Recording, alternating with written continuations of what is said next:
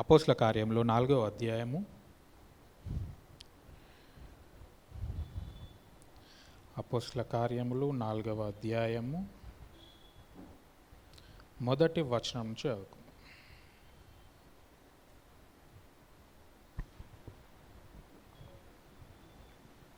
వారు ప్రజలతో మాట్లాడుచుండగా, వారు అంటే పేతురు యోహాను ప్రజలతో మాట్లాడుచుండగా యాజకులను దేవాలయపు అధిపతియు సద్దూకయ్యులను వారు ప్రజలకు బోధించుటయు యేసును బట్టి మృతులలో నుండి పునరుత్థానము కలుగునని ప్రకటించుటయు చూచి కలవరపడి వారి మీదికి వచ్చి కలవరపడ్డారు. వీళ్ళు పేతురు యోహాను కూడా యేసుని గురించి ప్రకటిస్తున్నారు అని చెప్పేసి సద్దూకయ్యులు వాళ్ళ అధికారులు కలవరపడి వారి మీదకి వచ్చిరంట. చెప్పండి, ఎవరి మీదకి?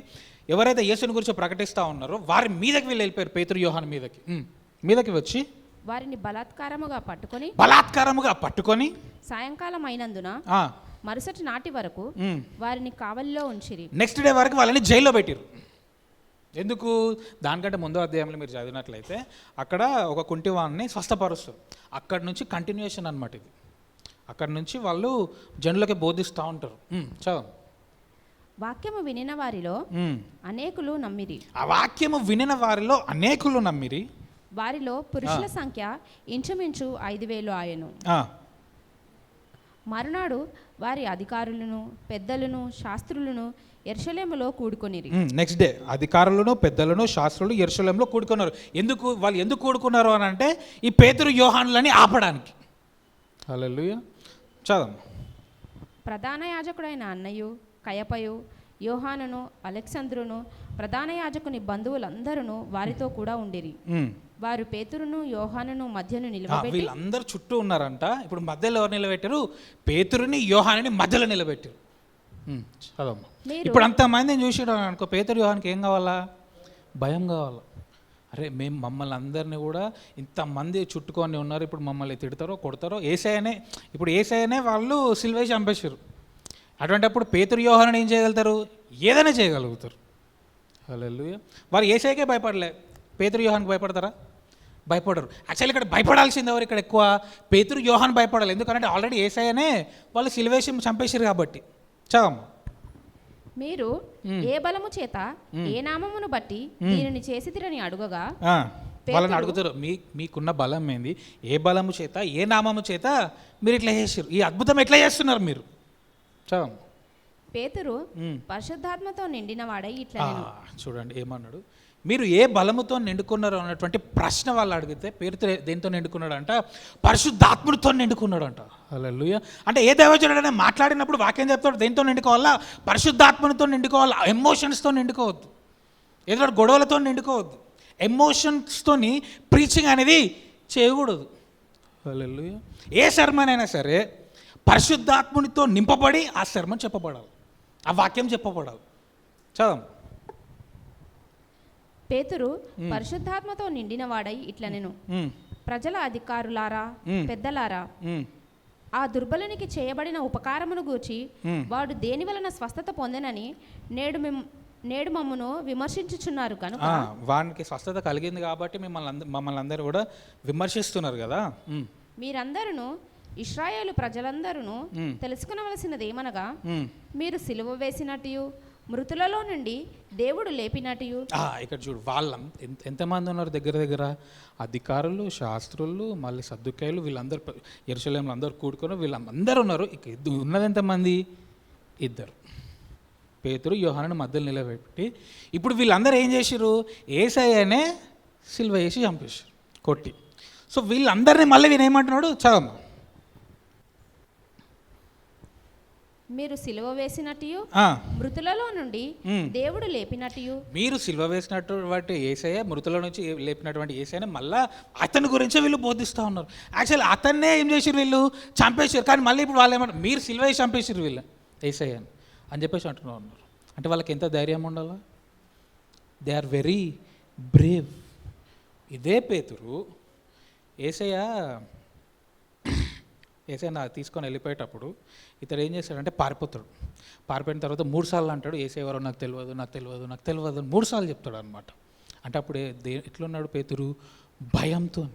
కానీ ఇప్పుడు పేతురు ఎట్లా ఉన్నాడు? చాలా ధైర్యంతో, ఏదో చేంజ్ అయింది పేతురు లైఫ్లో. హల్లెలూయా. నీ లైఫ్లో కూడా ఒక్కొక్కసారి నీ సిచ్యువేషన్కి నువ్వు చాలా భయపడుతావు. నీ యొక్క మానసిక సిచ్యువేషన్కి చూసి నువ్వు చాలా భయపడుతావు. నీ యొక్క ఫైనాన్షియల్ సిచ్యువేషన్ చూసి నువ్వు చాలా భయపడుతావు. కానీ నీకు ఒక స్టేజ్ వస్తుంది, ఆ స్టేజ్లో నువ్వు భయపడడానికి వీలేదు. ఆ స్టేజ్ని దేవుడు వాడుకుంటాడు. దేవుడు వాడుకునేటప్పుడు నువ్వు అక్కడ ఉండాలి. హల్లెలూయా. చదమ్మా. మీరు సిలువ వేసినట్టు మృతులలో నుండి దేవుడిని లేపినట్టు నజరేయుడైన యేసుక్రీస్తు నామముననే వీడు స్వస్థత పొంది మీ ఎదుట నిలుచుచున్నాడు. ఏ బలము చేత, ఏ అధికారం చేత మీరు ఈ స్వస్థత చేసిరానంటే, మీరు సిలువ వేసినటువంటి ఆ యేసు నామంలోనే వీడు స్వస్థత పడ్డాడు. అంటే వాళ్ళని ఏమంటున్నాడు? ఇతడు ఇండైరెక్ట్గా నిందిస్తున్నాడు, తిడుతున్నాడు. మీరు చంపేసిన వాడి నామంలోనే ఇతడు స్వస్థపడ్డాడు. ఎంత ధైర్యం ఉండాలి అట్లా అనడానికి? చదవం. ఇల్లు కట్టువారైన మీరు తృణీకరించిన రాయి ఆయనే, ఆ రాయి మూలకు తలరాయి ఆయను. మరి ఎవని వలనను రక్షణ కలుగదు, ఈ నామముననే మనము రక్షణ పొందవలను గాని ఆకాశము కింద మనుష్యులలో ఇయ్యబడిన మరి ఏ నామమున రక్షణ పొందలేము అనెను. చదవం. వారు పేతురు యోహాను ఇప్పుడు జనులు వీళ్ళందరూ, అధికారులు, శాస్త్రులు వీళ్ళందరూ కూడా వారు పేతురు యోహానుల ధైర్యమును చూచినప్పుడు ఏం చూసారంట? వాళ్ళు ధైర్యం, చెప్పు, ధైర్యం, మళ్ళా చెప్పు, ధైర్యం చూసినప్పుడు వారు విద్యలేని పామరులని గ్రహించి, ఫస్ట్ ఏం చూసారు? వాళ్ళ లోపల ఉన్నటువంటి ధైర్యంను వాళ్ళు చూసి వాళ్ళు ఏం గ్రహించారంట? వీళ్ళు చదువుకోలే కదా, విద్య లేని పామరులు వీళ్ళు అసలు బ్యాడ్ పీపుల్, వీళ్ళకి అసలు జ్ఞానం లేదు అని చెప్పేసి గ్రహించి ఆశ్చర్యపడి వారు యేసుతో కూడా ఉండిన వారని గుర్తెరిగి. ఏం గుర్తించినట్ట? వాళ్ళు వీరు యేసుతో కూడా ఉండిన వాళ్ళు అని గుర్తించారనంట. హల్లెలూయా. దేన్ని బట్టి? వాళ్ళ లోపల వాళ్ళు చూసిందంటే మొదటిగా ధైర్యం. అంటే ఫస్ట్ ఆఫ్ ఆల్ నువ్వు దేవుని నమ్ముకుంటే నువ్వు ఎట్లా ఉండాలంటే ధైర్యంగా, ఏ సిచ్యువేషన్ అయినా సరే ధైర్యంతోనే ఉండాలి. హల్లెలూయా, హల్లెలూయా. పేతురు యేసయ్యని తీసుకొని వెళ్ళిపోయినప్పుడు పేతురు భయంతోనే ఉన్నాడు. వీళ్ళ శిష్యులు కూడా భయంతోనే ఊరు బయట ఒక ఇంటిలో దాక్కొని ఉంటారు, తలుపులో గడేసుకొని. అప్పుడు యేసయ్య వారి మధ్యలోకి వచ్చి నిలబడతాడు. అంటే వీళ్ళేంటిది? జనులందరికీ కూడా భయపడి మమ్మల్ని కూడా చంపుతారేమో అంటే ఒక ఊరిలో, అదే ఊరిలో ఊరు బయట ఒక ఇంట్లో దాక్కున్నారు. అంటే ఎట్లున్నారు వాళ్ళు? భయం. కానీ యేసయ్య వచ్చి వాళ్ళకి చెప్తాడు, మీరు వెళ్ళి ప్రార్థన చేయండి, పరిశుద్ధాత్ముడు మీరు పొందుకుంటారు. పరిశుద్ధాత్ముడు పొందుకున్న తర్వాత మీరు శక్తిని పొందుతారు అన్న తర్వాత వీళ్ళు వెళ్ళి పరిశుద్ధాత్ముడు పొందుకుంటారు, అభిషేకంను పొందుకుంటారు. అభిషేకంను పొందుకున్న తర్వాత వాళ్ళకి ఏమొచ్చింది అంటే ధైర్యం. Hallelujah, hallelujah. Anointing brings you courage. అభిషేకము నీకు ధైర్యంని తీసుకొస్తుంది. అభిషేకము నీ లోపల మార్పుని తీసుకొస్తుంది. Anointing changes a person. అందుకోసం నువ్వు ఎప్పుడు కూడా అనాయింటింగ్ వెంబడి నువ్వు వెళ్ళాలా. అభిషేకం అనేది చాలా ప్రాముఖ్యం. యేసయ్య 30 సంవత్సరాలు జీవించిన తర్వాత, బాప్తిజం తీసుకొని వచ్చిన తర్వాత దేవుడు పరిశుద్ధాత్మునితో అతన్ని అభిషేకించిండు, శక్తితో అభిషేకించిండు. అప్పటి నుండి అతను ఏం చేసిండు? దయ్యంలను వెళ్ళగొట్టిండు, స్వస్థతలు చేసిండు, అన్నిటిని ఎదిరించి ముందుకెళ్ళాడు. వీళ్ళు కూడా అభిషేకింపబడ్డ తర్వాత ఎటువంటి మనుషులను చూసి అయితే పేతురు ఒక చిన్న పిల్లని చూసి భయపడ్డాడంట. కానీ ఇప్పుడు చుట్టూ ఉన్నటువంటి అధికారులను వీళ్ళు ఎవరిని చూసినా కూడా భయం లేదు. ఈ భయం లేకుండా జీవిస్తున్న దాన్ని బట్టి వీళ్ళు ఏం గుర్తించారు? ఓకే, ఈ పేతురు ఒక టైంలో యేసయ్యతోని తిరిగినాడు. హల్లెలూయా. నీ ధైర్యం చూసి జనులు ఏమన్నాలి అని అంటే, ఓకే, వీడు యేసుని నమ్ముకున్నటువంటి వ్యక్తి. క్రైస్తవులు భయంతో ఉండడానికి వీలేదు, ధైర్యముతో ఉండాలి. ఎందుకంటే బయట ఏముంటుంది అంటే క్రైస్తవులు అంటే భయంతో ఉంటారు, తగ్గింపుతో ఉంటారు అని ఉంటుంది. అంతేనా? తెల్ల బట్టలు వేసుకొని, రబ్బర్ చెప్పులు వేసుకొని, సంచేసుకొని వీళ్ళు భయంతో ఉంటారు. కాదు, క్రైస్తవులు అనే వాళ్ళు ఎట్లుండాలనంటే ధైర్యంతో ఉండాలి. ఆ ధైర్యమే అవతల వాడిని మారుస్తుంది. వాళ్ళని ఏం మార్చింది? చదవమా వచ్చిన మళ్ళీ ఇందాక అది. వాళ్ళు ఏం చూసిరు? వారు పేతురు యోహానుల ధైర్యమును చూసి అంటే జనులు నేను ఒకవేళ నిన్ను కూడా సమాజ మధ్యలో నిలబెట్టి, నిన్ను కూడా కొంత నీకు వ్యతిరేకంగా ఉన్న వాళ్ళు పట్టుకొని నిలబెట్టినారు అనుకో, నువ్వు ఎట్లుండాలా? అన్న సారీ అన్న మళ్ళీ అట్లా కాదన్న, పర్లేదన్న, ఓకే అన్న, అన్నావు అనుకో, వాడు ఏం చేస్తాడు? ఇంకా 10 ఎక్కువ చేస్తాడు. అదే నువ్వు దేవుడిని నమ్ముకున్న దాన్ని బట్టి అభిషేకంతో నువ్వు ధైర్యంగా ఉన్నాడు అనుకో, వాడు కూడా అరే వీడు ఇంతమంది ఉన్నా కూడా వీడు ఎందుకు భయపడతలేడు అని వాడు కూడా మారిపోతాడు. చదమ్మా. పేతురు యోహానుల ధైర్యమును చూచినప్పుడు వారు విద్యలేని పామరులని గ్రహించి ఆశ్చర్యపడి వారు యేసుతో కూడా ఉండిన వారని గుర్తెరిగి. వాళ్ళు ఏం చేశారు? ఫస్ట్ ధైర్యం చేశారు, తర్వాత వీరు విద్య లేదు, తర్వాత బ్యాక్గ్రౌండ్ చేశారు. బ్యాక్గ్రౌండ్ చేసిన తర్వాత కూడా వాళ్ళకి ఏమైంది అని అంటే దే వర్ ఆస్టోనిష్డ్, వాళ్ళు ఆశ్చర్యపడ్డారంట. హల్లెలూయా. నీ అభిషేకము ఈ రోజు నుంచి జనులని ఆశ్చర్యపరచునుగాక, నీ ధైర్యము జనులను ఆశ్చర్యపరచునుగాక, నీ యొక్క సమృద్ధి దరిద్రమును ఆశ్చర్యపరచునుగాక. హల్లెలూయా. కొంచెం గట్టిగా అనొచ్చుగా, ఆమెనే గట్టిగా అనొచ్చుగా. ఆమెను అనడానికి కూడా భయం అయిపోతుందా? క్రైస్తవునికి ఉండాల్సింది మొట్టమొదటికి ఏంటిది అని అంటే కరేజ్, ధైర్యం. అభిషేకింపబడిన వాడు ఎట్లుంటాడంటే ధైర్యంతో ఉంటాడు. దానియేలు సింహపు బోనుల్లో ఉన్నాడంట, భయంతో ఉన్నాడు అని చెప్పేసి అయితే బైబిల్ రాయలే. అంటే ఆయన ఎట్లున్నాడు? ధైర్యంతో ఉన్నాడు. Because of the anointing. నీ లోపల చాలా భయం ఉందేమో, పిరికితనము గల ఆత్మ ఉందేమో, చిన్నప్పటి నుంచి నీ తల్లిదండ్రులు భయంతో పెంచరేమో. కానీ వన్స్ అనాయింటింగ్ నీ మీదకి వచ్చినప్పుడు అభిషేకము నిన్ను మారుస్తుంది. It will change you. Hallelujah. అందుకోసమే నీ అనాయింటింగ్ మీద నువ్వు డిపెండ్ అవ్వాలా, నీ అనాయింటింగ్ని నువ్వు హానర్ చేయాలా, అనాయింటెడ్ పర్సన్స్ని నువ్వు హానర్ చేయాలి, అనాయింటెడ్ వర్డ్ని నువ్వు హానర్ చేయాలి. ఎందుకంటే అభిషేకమే నిన్ను మార్చేది. ఒకసారి అపోస్తల కార్యములు 10:38. అపోస్తల కార్యములు 10వ అధ్యాయము 38వ వచనం. అదేదనగా దేవుడు నజరేయుడైన యేసును పరిశుద్ధాత్మతోను శక్తితోను అభిషేకించాడు. దేవుడు యేసయ్యను ఏం చేసిండంట? పరిశుద్ధాత్మతోను శక్తితోను అభిషేకించాడు. హల్లెలూయా. సో ఆ అభిషేకం తర్వాత యేసయ్య ఎట్లున్నాడు? ఆయన నార్మల్ పర్సన్ లాగా లేడు. అందుకోసమే మళ్ళీ ఆయన సొంత ఊరికి అతను వెళ్ళినప్పుడు అక్కడ ఉన్నటువంటి జనులు ఏమన్నారు? ఇతడు యోసేపు కుమారుడు కాదా, ఇతడు మరియ కుమారుడు కాదా, ఇతని సహోదరులు మనతో తిరిగిన వాళ్ళు కాదా అంటే వాళ్ళు ఎట్లా షాక్ అవుతున్నారు. ఎందుకనంటే యేసయ్య ఆ పరిశుద్ధాత్ముడితో అభిషేకింపబడక ముందు ఒకలాగా ఉన్నాడు, అభిషేకింపబడిన తర్వాత ఒకలాగా ఉన్నాడు. దేవునిలోకి రాకముందు ఒక మనిషి ఒకలాగా ఉంటాడు, దేవునిలోకి వచ్చిన తర్వాత వాడు ఇంకొకలాగా ఉంటాడు. వాడు ముందు ఒకటేలాగా ఉన్నాడు, తర్వాత ఒకటేలాగా. వాని లోపల ఏదో డిఫెక్ట్ ఉంది. నువ్వు ముందు ఒకటేలాగా ఉంటావు, తర్వాత ఒకటేలాగా, నీ లోపల ఏదో డిఫెక్ట్ ఉంది. హల్లెలూయా. ఎందుకనంటే అనాయింటింగ్ అనేది యేసయ్యను ఏం చేసింది?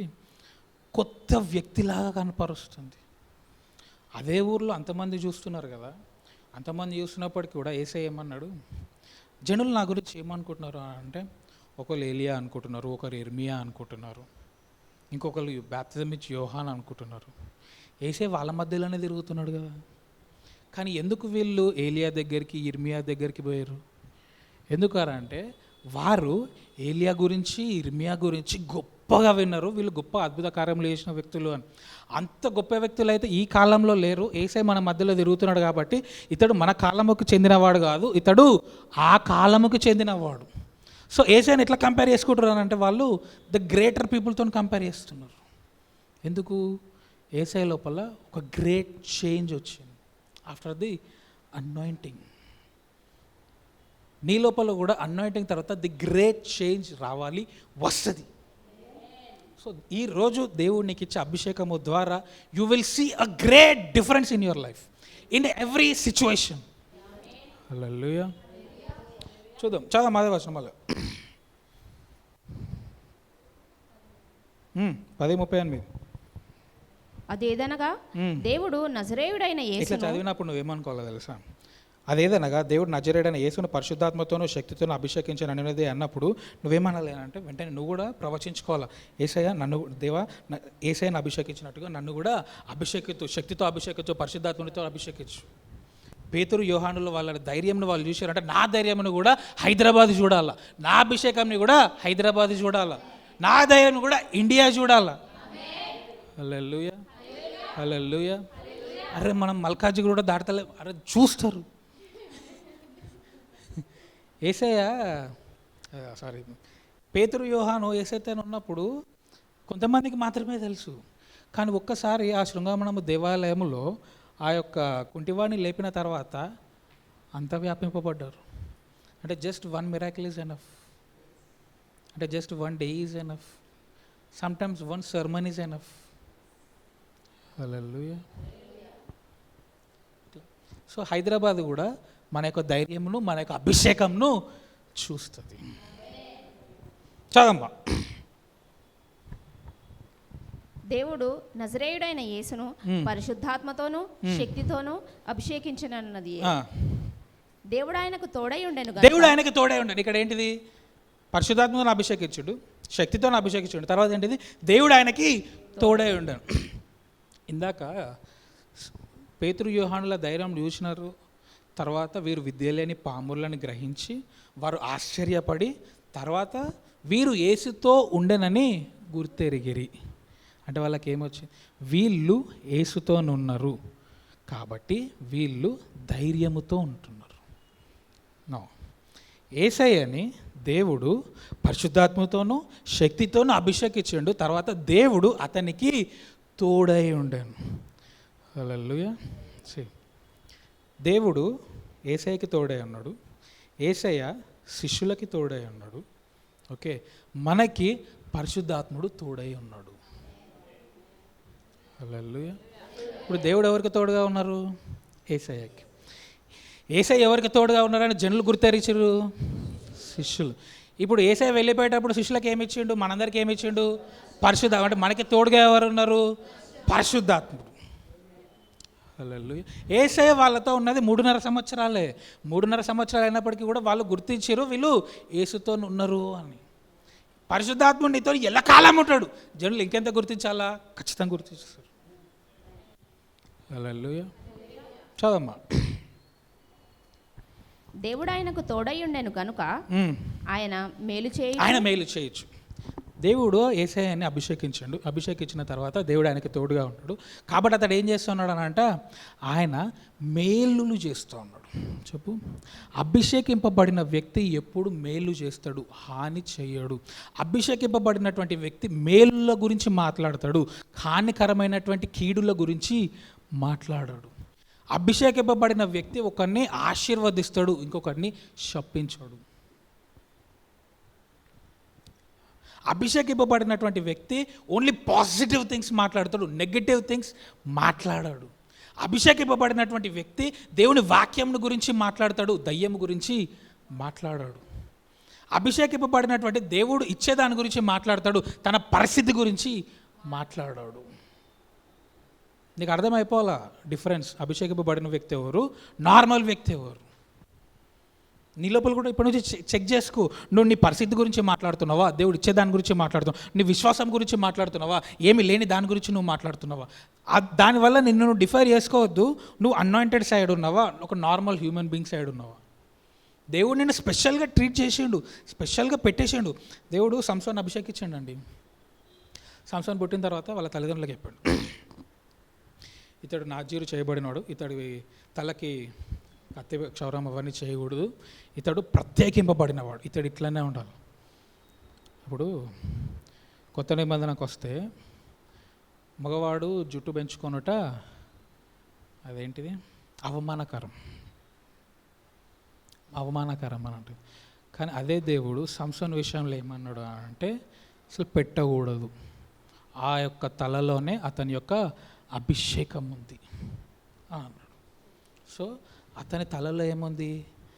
అభిషేకం ఉంది, అతన్ని ప్రత్యేకపరిచాడు.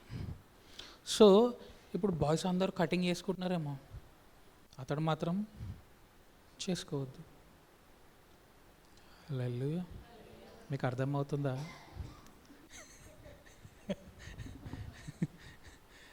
అందరూ చేసుకోవచ్చేమో, అతడు చేసుకోవద్దు. కానీ దేవుడు అతను ఏం చేసిండు? ప్రత్యేకపరిచాడు. నువ్వు ఈ లైఫ్ స్టైల్లోనే జీవించాలని చేశాడు. దేవుడిని ఎన్నుకున్నప్పుడు కూడా, దేవుడిని అభిషేకించిన తర్వాత ఈ లైఫ్ స్టైల్లోనే బ్రతకాలనుకుంటాడు. నువ్వు ఆ లైఫ్ స్టైల్లో కాకుండా వేరే ఏ లైఫ్ స్టైల్లోకి వెళ్ళినా కూడా యు విల్ నాట్ ప్రాస్పర్. అందుకోసమే దేవుడు నీ కొరకు ఏర్పాటు చేసినటువంటి లైఫ్ స్టైల్ ఏది? ఆ అనాయింటెడ్ లైఫ్ స్టైల్ ఏది? Are you living it are you living it out? అందులో నువ్వు ఉన్నావా, లేకపోతే దాని బయట నువ్వు ఉన్నావా? దేవుడు నీకు ఇచ్చినటువంటి పని చేస్తున్నావా లేదా చెక్ చేసుకో. దేవుడు నీకు చెప్పినటువంటి మాటలు, ఆ యొక్క ప్రవచనంలను సీరియస్ తీసుకున్నావా లేదా చెక్ చేసుకో. వాక్యమును బట్టి నీ యొక్క జీవితంలో ప్రవర్తిస్తున్నావా లేదా చెక్ చేసుకో. అభిషేకింపబడిన వాడికి, అభిషేకము లేని వాడికి తేడా ఏంటో తెలుసా? వాడి ప్రవర్తనను బట్టి చెప్పొచ్చు వీడు అనాయింటెడా కాదా. హల్లెలూయా. బైబిల్లో చాలాసార్లు ప్రవర్తన గురించి ఉంటుంది, బిహేవియర్. నీ ప్రవర్తనని బాగుగా చూసుకో అని ఉంటుంది. మీకు గుర్తుందా? ఒకసారి ఒక వాక్యం చెప్పిన ప్రవర్తన గురించి. ఒక దేశం మొత్తం కూడా కరువు వస్తుంది. కరువు వచ్చిన తర్వాత దేవుడు వాళ్ళకి ఏం చెప్తాడు అంటే, మీ యొక్క ప్రవర్తనని సరి చేసుకోనండి, చూసుకోండి అంటారు. ఎంతమంది గుర్తుంది? ఎవరు గుర్తులేదు. ఓన్లీ బిహేవియర్ గురించి మాట్లాడతాడు అక్కడ దేవుడు. మీరు ప్రవర్తనని చూసుకోండి అంటే వాళ్ళ పాపం గురించి కూడా మాట్లాడాడు అక్కడ. ప్రవర్తన గురించి మాత్రమే అంటే ప్రవర్తన ఏం తీసుకొచ్చింది? హాని. ప్రవర్తన ఏం తీసుకొచ్చింది? ముప్పు. ప్రవర్తన ఏం తీసుకొచ్చింది? దరిద్రత. అంటే నీ ప్రవర్తన బాగోలేకపోతే నువ్వు బాగుపడడము అసాధ్యం. అందుకోసమే నీ ప్రవర్తన చూసుకోవాలి. ఓన్లీ ఇప్పుడు మనుషులు ఎట్లుంటారు అని అంటే, కొత్త కూడా కలిసిన అనుకో వంట చాలా మంచిగా ఉంటారు, గుడ్ బిహేవియర్ ఉంటుంది. ఏ హాయ్ హౌ ఐఎమ్ బాగున్నారు, మీరు బాగున్నారా, వెళ్ళాలి. అది దగ్గర వాళ్ళు ఏందే ఇట్లా ఉంటుంది. వాడు నీతో ఒక నిమిషం, ఒక గంట, ఒక రోజు మాట్లాడి వెళ్ళిపోతాడు. వాడితో నీ ప్రవర్తన బాగున్నా లేకపోయినా నీతో ఎప్పుడు ఉండే వాళ్ళతో నీ ప్రవర్తన ఖచ్చితంగా బాగుండాలి. నీ ఫ్యామిలీ మెంబర్స్తో నీ ప్రవర్తన బాగుండాలి, నీ పిల్లలతో నీ ప్రవర్తన బాగుండాలి, నీ తల్లిదండ్రులతో బాగుండాలి, నీ భర్తతో నీ భార్యతో బాగుండాలి. ఎందుకంటే వాళ్ళు నీ జీవితంలో ఎల్లప్పుడూ ఉంటారు. ఎప్పుడో ఒకసారి కలిసే వాళ్ళతో మాత్రం నువ్వు మంచిగా ఉంటూ, ఇప్పుడు కొంతమంది టెస్టిమోనీ చెప్తారు. What is that? ఎట్లా అంటే, బయట వాళ్ళు వచ్చి చెప్తారు మనకి, మన ఇంట్లో వ్యక్తి గురించో, మన గురించో, ఇంకెవరి గురించో, చాలా మంచోడు, చాలా మంచోడు, చాలా అందరు చెప్తారు. మనకు అనిపించదాడు మంచోడు. ఎందుకంటే వాడు అందరితో మంచిగా ఉంటున్నాడు, మనతో అసలు ఉండాల్సింది ఎవరితోని? మనతోని. మనం వాణి తిడుతుంటే బయట వచ్చి మనల్ని అంటాడు, వాడిని ఏం అనొద్దు అన్న, వాడు చాలా బంగారము అని అంటాడు.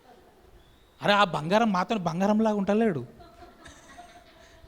వాడు నీతో బంగారం ఉంటే సరే నువ్వు మంచిగా ఉండి మంచిదే, మరి మాతో లేనప్పుడు అంటే వాడి ప్రవర్తన బయట వాళ్ళతోని బాగుంది, మనతోని బాగలేదు. కానీ బాగుండాల్సింది ఎవరితోని?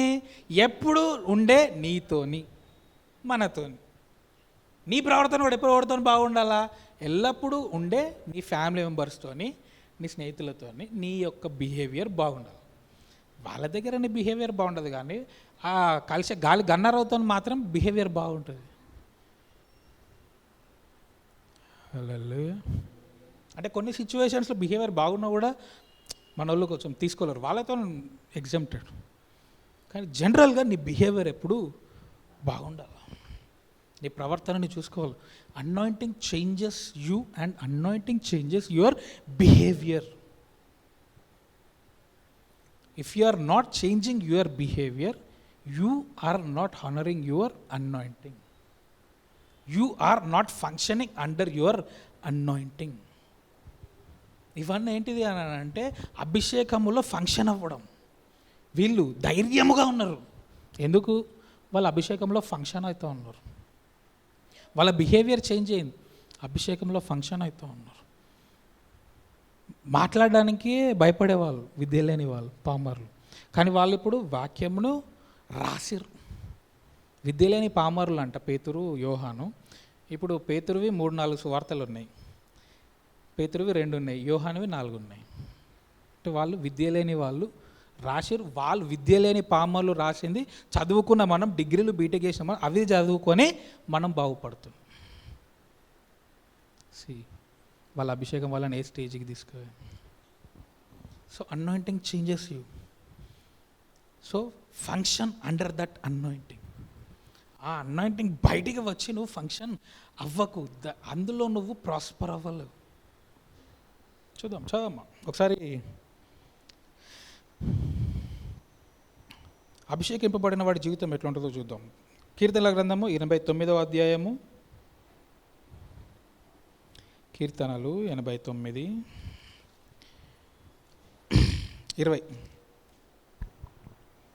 నా సేవకుడైన దావీదును నేను కనుగొని ఉన్నాను. నా సేవకుడైన దావీదును నేను కనుగొని ఉన్నాడు. అట్లనే శామ్ క్రిస్ని కూడా ఆయన కనుగొని ఉన్నాడు, నిన్ను కూడా కనుగొని ఉన్నాడు. ఆమేన్.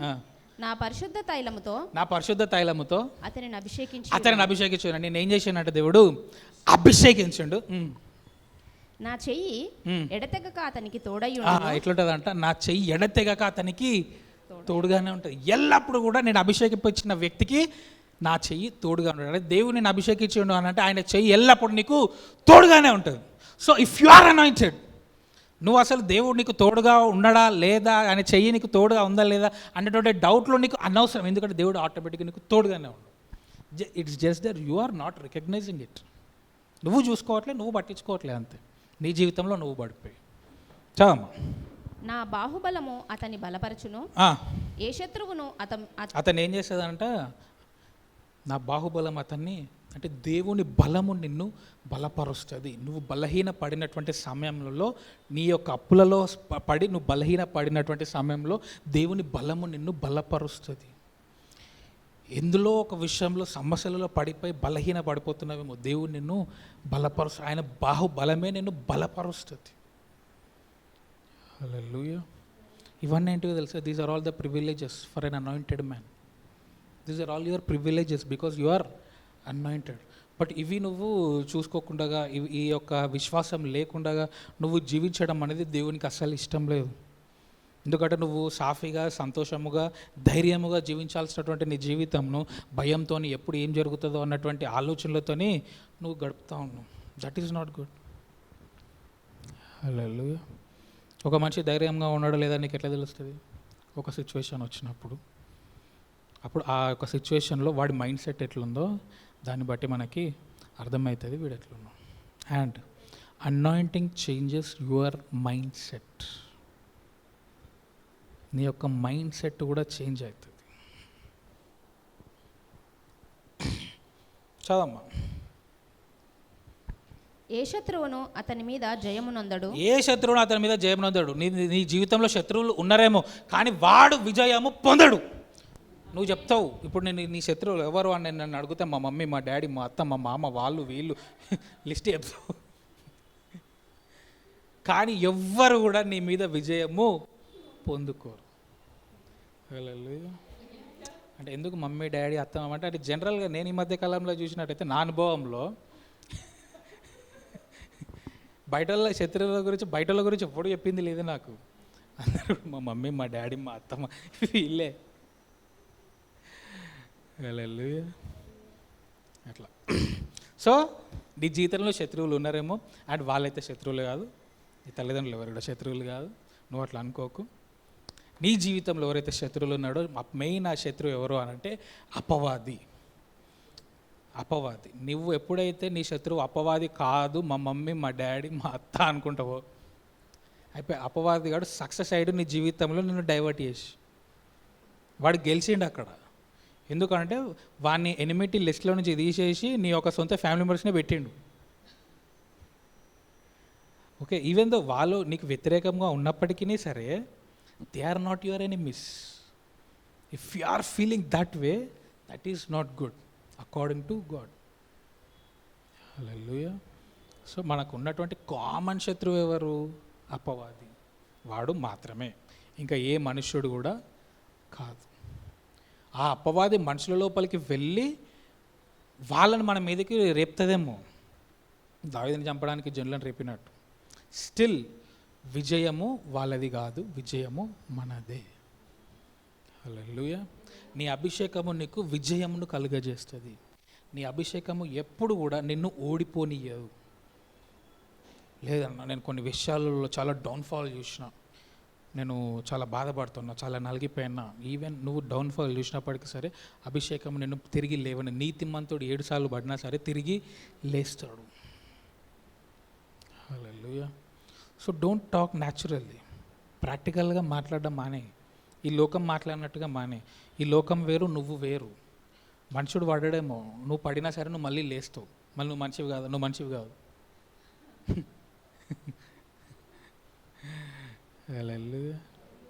అట్లా యు ఆర్ ద లైట్. ఇంకోటి ఏసై ఏమన్నాడు అంటే, వాక్యం ఎంతమంది దగ్గరికి అయితే వచ్చిందో వాళ్ళందరూ దైవములని రాయబడి ఉండలేదా అని అన్నాడు. హల్లెలూయా.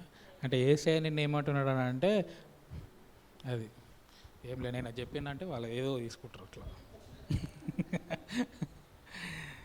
చదవమ్మా. దోషకారులు అతని బాధపరచరు. అపోస్తల కార్యములు. దోషకారులు అతన్ని బాధపరచరు. దోషం చేసేటోడే బాధపరచాడంట. ఎవందో సూపు నీకు ఎట్లా బాధపరుస్తుంది?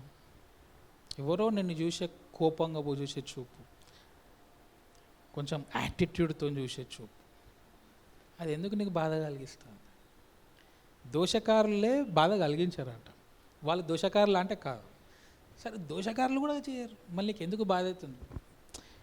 When you are affected by a man or a woman, you are living a low life. నువ్వు ఒక మనిషి చేత ఎఫెక్ట్ అవ్వద్దు. ఓకే, నువ్వు ఎఫెక్ట్ అయితే దేవుని చేత ఎఫెక్ట్ అవ్వాలి. హల్లెలూయా. నువ్వు దేవుని చేత, దేవుని వాక్యానికి ఎఫెక్ట్ అవ్వకుండా మనుషులకు ఎఫెక్ట్ అవుతున్నావు. So somewhere you are going in a wrong way. You are very inconsistent in your ways. ఒక మనిషి ఇన్కన్సిస్టెంట్గా ఉన్నప్పుడు వాడు ఒక సరి అయినటువంటి డెసిషన్ వాడు తీసుకోలేడు. అందుకోసమే maintain a consistency in word, in prayer. Hallelujah. దేవుని కోసం చేసే ఏ పని అయినా సరే కన్సిస్టెంట్గా చేయి, కాన్స్టెంట్గా చేయి. ఇన్కన్సిస్టెంట్గా చేయక ఒకరోజు చేసి ఒకరోజు చేయకుండా బేసిక్ థింగ్స్ కొన్ని ఉంటాయి దేవుని కోసం చేసేవి, అవి కంపల్సరీ చేయాలి. They are must and dos. ఖచ్చితంగా చేయాల్సినవి కొన్ని ఉన్నాయి. నువ్వు దేవుని నమ్ముకున్నావు, మినిమం అవి కంపల్సరీగా చేయాలా. చదమ్మా. అపోస్తల కార్యములు 19వ అధ్యాయము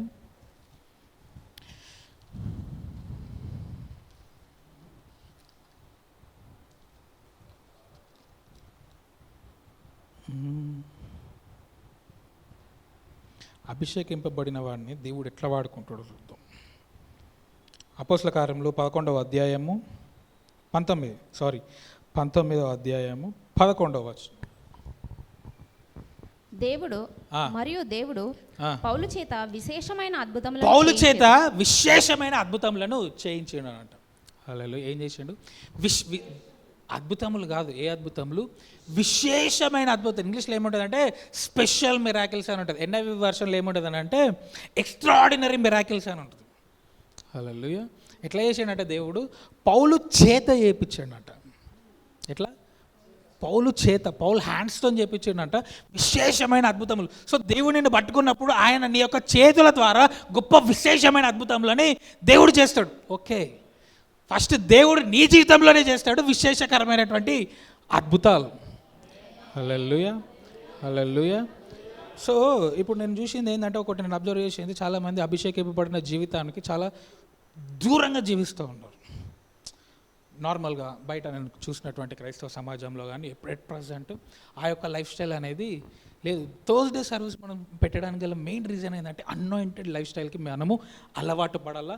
ఈ అనాయింటెడ్ లైఫ్ స్టైల్ అనేది హైదరాబాద్కి వ్యాపించాలి. Hallelujah, hallelujah. So this is a lifestyle. నువ్వు ఈ వాక్యాన్ని చాలా శ్రద్ధగా తీసుకో, సీరియస్గా తీసుకో. పౌలు చేత విశేష అద్భుతములను దేవుడు చేసిండు. అదే దేవుడు మన RCMలో కూడా విశేష అద్భుతములను చేస్తాడు. నీ జీవితంలో చేస్తాడు, నీ చేత జనుల జీవితంలో కూడా చేస్తాడు. హల్లెలూయా. నీకు విశ్వాసం ఉండొచ్చు, లేకపోవచ్చు, ఇది నీ జీవితంలో జరుగుతుంది. కానీ నాకు విశ్వాసం ఉంది, దేవుడి వాక్యము నిజము కాబట్టి దేవుడు నీ జీవితంలో చేస్తాడు.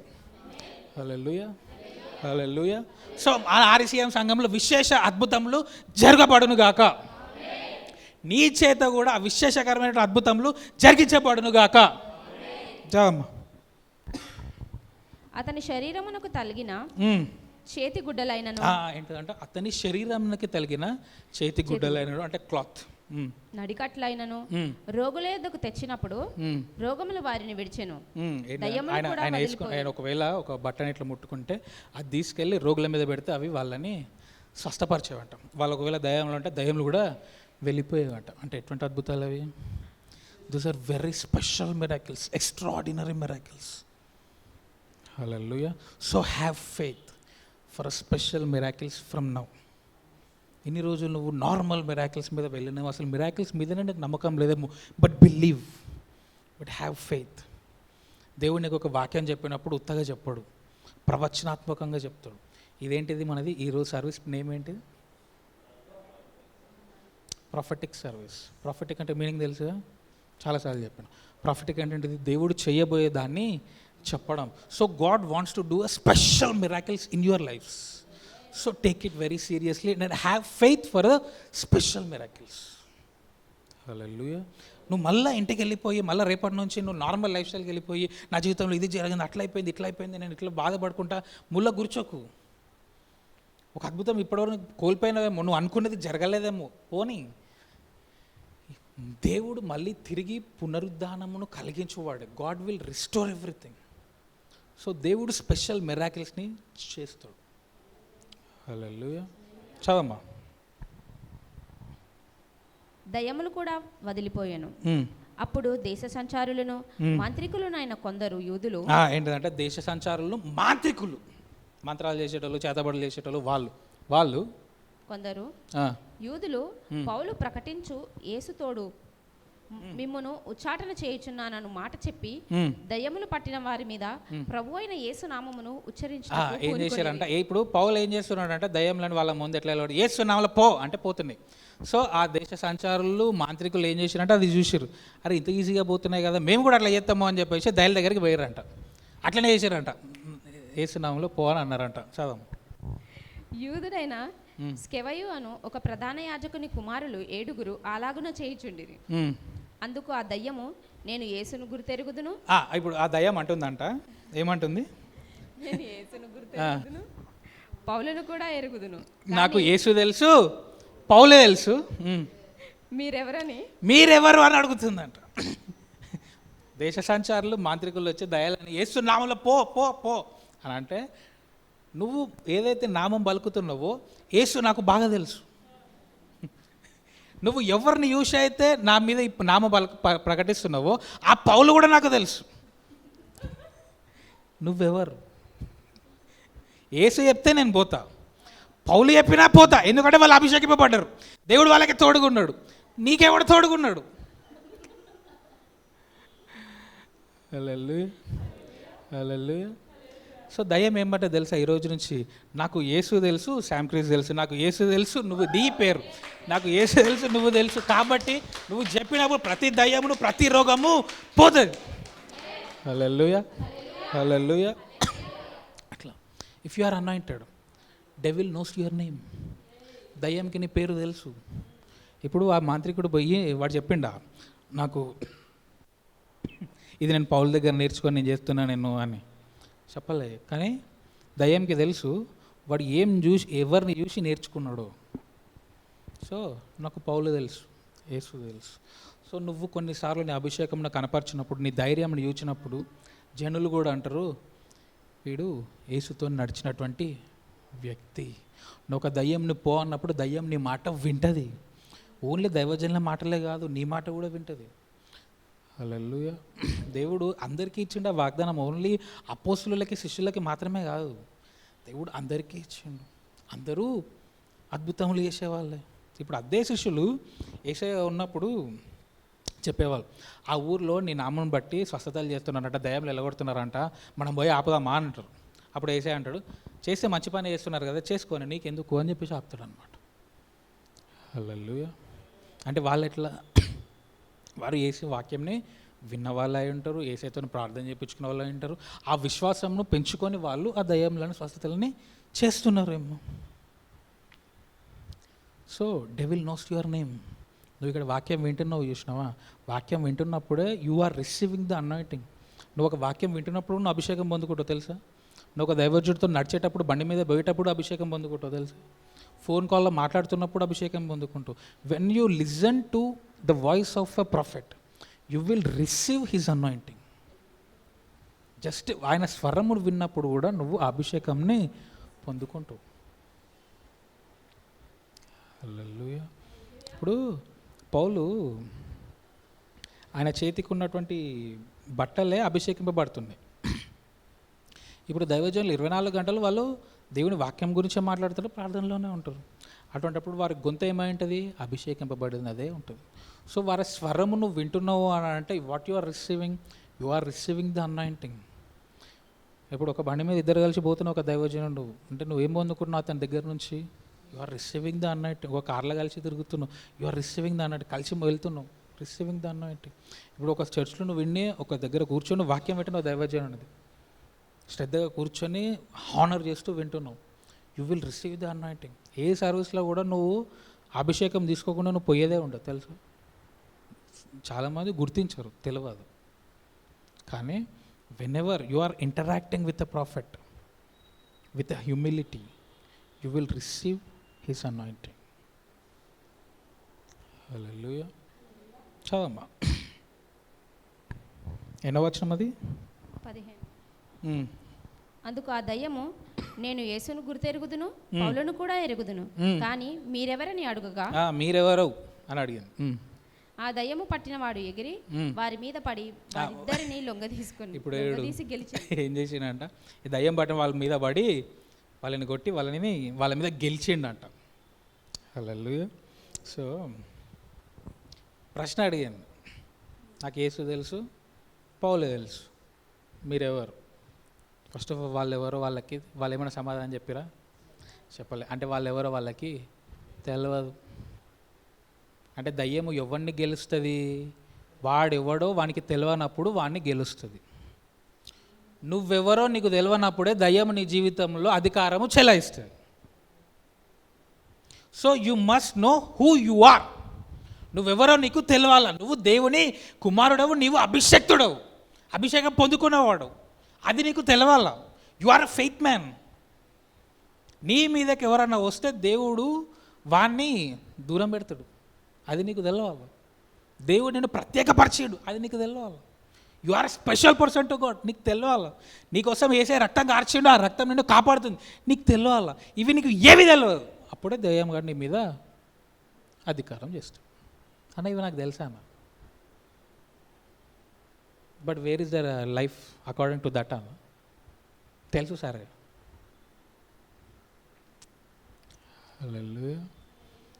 ఇప్పుడు ఆ మాంత్రికులకు కూడా ఏం తెలుసు? యేసు నామం వాడడం అదొకటే తెలుసు, ఇంకేం తెలియదు.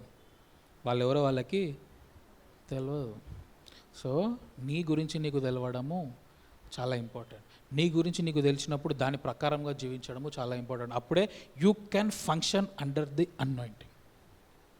ఆ అభిషేకము క్రింద నువ్వు ఎప్పుడు నడుచుకోగలుగుతావు అంటే నువ్వెవరో నీకు బాగా తెలిసినప్పుడే. You are the son of God, గుర్తుపెట్టుకో. You are the son of God. Second, you are the anointed one. You are the chosen one, ఏర్పరచబడినవాడు. నువ్వు దేవుని కుమారుడవు, దేవుని చేత అభిషేకింపబడిన వాడవు. మూడవదిగా నువ్వు ఏర్పరచబడినవాడు. నువ్వు పిలువబడ్డవాడవు కాదు, నువ్వు ఏర్పరచబడినవాడు. ఇది నీకు తెలియాల. సో దేవుడు నీకు చెప్పిండు. So learn, function according in this level. నీ గురించి నీకు ఒకటి తెలుసు, ఏంటిది? నువ్వు ఒక డిగ్రీ చదువుకున్నావు, ఒక జాబ్ చేస్తున్నావు, ఈ లెవెల్లో నువ్వు ఫంక్షన్ అవుతున్నావు, అది నీకు తెలుసు. అందులో నీకు ఆశీర్వాదం ఉంటుంది. దేవుడు నిన్ను ఏ లెవెల్లో చూస్తున్నాడో ఆ లెవెల్లో నీ గురించి నీకు తెలిసినప్పుడే you will prosper, you will be blessed. So function in that level. ఆ లెవెల్లోనే నువ్వు ఆపరేట్ చేయి. నీ లెవెల్లో నువ్వు ఆపరేట్ చేయకు. నీ లెవెల్లో నువ్వు ఎప్పుడు కూడా ఆపరేట్ చేసినా కూడా ఆ లెవెల్ ఏమంటే అవే చూస్తావు. సో ఇప్పటివరకు నువ్వు చూసింది కూడా ఏంటిది? నీ లెవెల్. సో లీవ్ దట్, ఆ యొక్క లెవెల్ని వదిలే. దేవుడు నిన్ను ఎందులో ఎట్లయితే చూస్తున్నాడు, ఏ లెవెల్ అయితే చూస్తున్నాడు, ఏర్పరచబడిన వాడిగా చూస్తున్నాడు, ఆయన కుమారుడిగా చూస్తున్నాడు, అభిషేకించబడిన వాడిగా చూస్తూ ఉన్నాడు. సో అట్లా నిన్ను నువ్వు చూసుకో. అట్లా ఒక సపరేట్ లైఫ్ స్టైల్ మెయింటైన్ చేయి. హల్లెలూయా. అట్లా అభిషేకం వలన ఎట్లుంటారు వాళ్ళు? ముఖ్యంగా ధైర్యముగా ఉంటారు. సో నువ్వు ఈరోజు నుంచి నీ జీవితంలో ఏ సమస్యకి కూడా నువ్వు భయపడటానికి వీల్లేదు.